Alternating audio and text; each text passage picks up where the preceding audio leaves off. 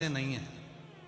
मंदिर में जाते हैं, भगवान पे चढ़ा हुआ फूल, भगवान पे चढ़ी हुई बेलपत्री पूरे मंदिर में जहां वहां पड़ी रहती है और लोग उस पे से चलते हुए लांघते हुए निकल जाते हैं। पंच पुष्प शु महापुराण की दो बातें अपनी जिंदगी में उतार कर रखना। यदि कोई बड़ा रोग अपने जीवन में नहीं चाहते हो, इस मुख को जिंदगी भर शुद्ध चाहते हो और इस मुख में कभी कोई बड़ी बीमारी नहीं चाहते हो, तो दो बातें अपनी जिंदगी में उतार कर रखना।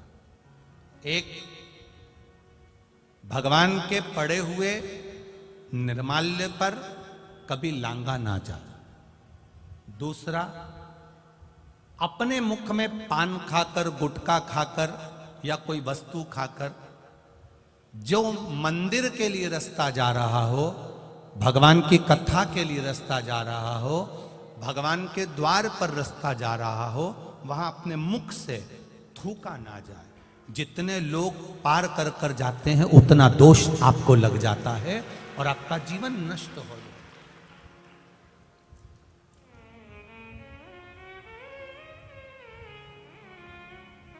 बीच पथ पर जिस मार्ग से भगवान शंकर का शिवालय जा रहे हो, जिस मार्ग से भगवान के मंदिर जा रहे हो, जिस मार्ग से अगर कोई नारी, कोई पुरुष, कोई बच्चा, कोई बूढ़ा, कोई व्यक्ति एक लोटा जल लेकर भी अगर भगवान के मंदिर जा रहा है, उस मार्ग पर, बीच मार्ग पर अगर कोई थूकता है और उस थूक को जितनी बार लोग लांघ कर मंदिर के द्वार तक जाते हैं, उतना उतना रोग इस शरीर के अंदर बढ़ता चले जाता है। इसलिए हमारे यहाँ पहले के समय में, आज के लोगों को तो स्मरण है कि नहीं है, पहले तो थूकने के लिए भी एक पीक दान होता था जिसमें थूका जाता था। आज के जमाने में तो आदमी पूरी पृथ्वी को पीक दान बनाकर रखा है, जहां मर्जी पड़ती है वहां थूक देता है।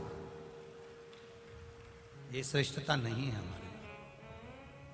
ये वसुंधरा, ये पृथ्वी, ये वसुंधरा, ये भूमि माता, ये पृथ्वी माता, जिसकी गोद में हम पाल पोस कर बड़े हुए हैं, जिसका दिया हुआ अन्न हम पा रहे हैं, जिसके आनंदमय आशीर्वाद से हम अपनी जिंदगी जी रहे हैं, इस पृथ्वी को भी नमन करना चाहिए।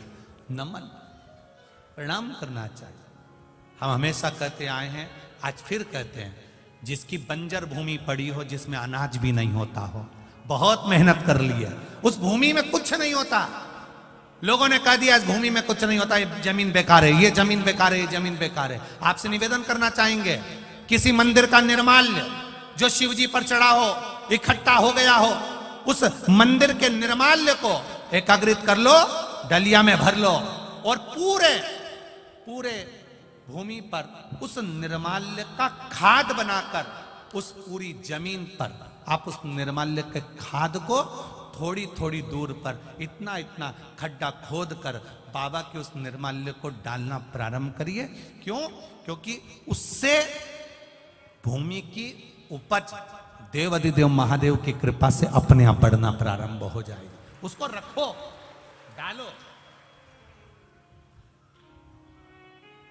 सभी जगह पर नहीं, कुछ स्थान चिन्हित कर लो कि हाँ ये बमूल का पेड़ है, इसके नीचे मैंने रख दिया, ये पीपल का पेड़ है, इसके नीचे मैंने रख दिया। उस निर्माल्य का एक बाबा से निवेदन कर कर, बाबा बस आपको लेकर जा रहा हूं, ये समझो कि आप मेरी भूमि को उपजाऊ आप बना सकते हो, मेरे जीवन को धन्य आप बना सकते हो। उससे दो फायदे होंगे। क्या?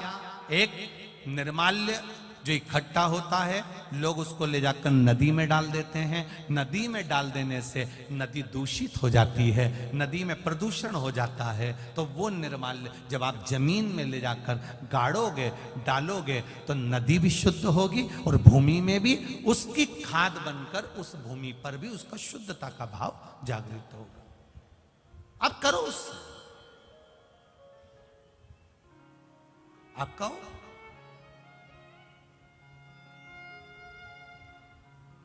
हर कहीं थूक देना, हर कहीं पर पान खाकर थूक दिया, तंबाकू खाकर थूक दिया, कहीं पर भी तुम्हारा मन पड़ा और तुमने पिचकारी, ना ना ना ना ना, शिव पुराण कर रही है, उससे हमें दोष लगता।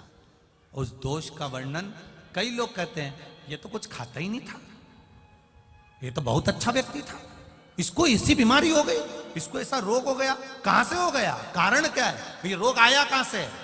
हो सकता है इसकी आदत में था, घर से निकलता था, कहीं देवालय शिवालय पढ़ता था, ध्यान नहीं दे पाता था, थूक दिया।